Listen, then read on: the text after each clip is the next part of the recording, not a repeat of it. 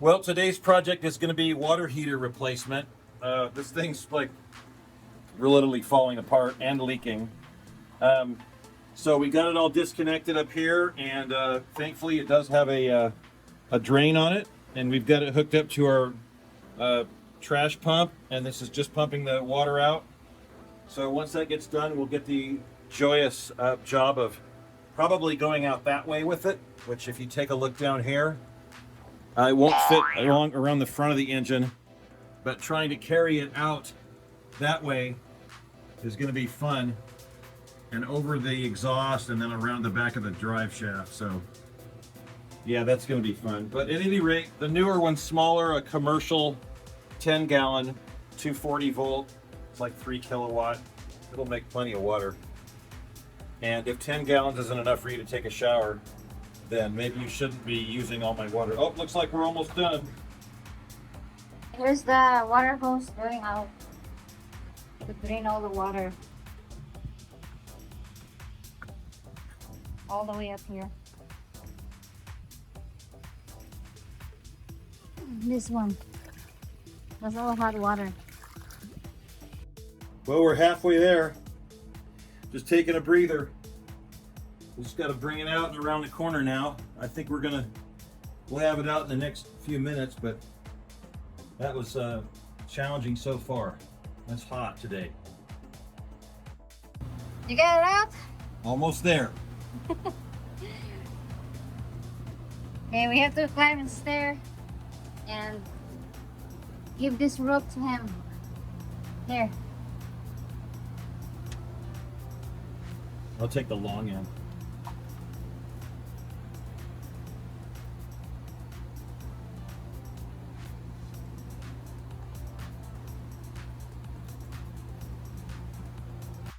There he is. It's out. Get off my boat.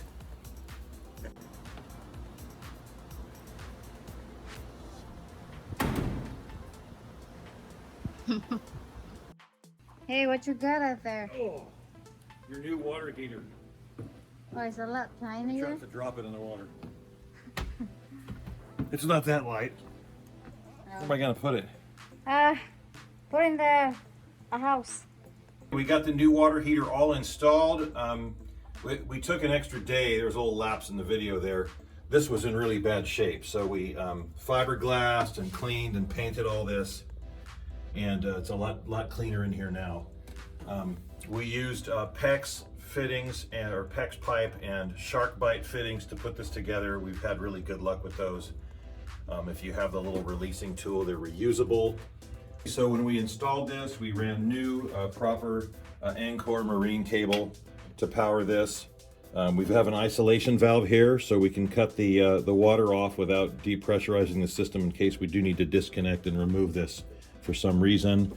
And of course, we have the overpressure with a good loop going over the side there, and we're got a nice strong hold down. I put these rubber ends on the top of this. There's nothing like snagging your clothes or something else on the sharp end of the all thread, so I recommend always putting some kind of rubber cap on this stuff anywhere you have it. And the little bit smaller footprint's been nice because we can actually get by here now a lot easier than before.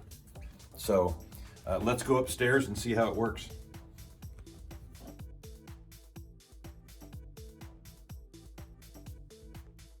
Okay, let's turn on the breaker. All right.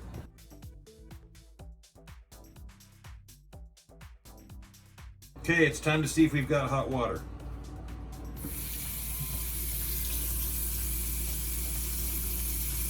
It's warming up. Oh, whoa, okay. Yep, that's pretty toasty, so I don't think I need to turn it up. Good deal. All right, we're good to go.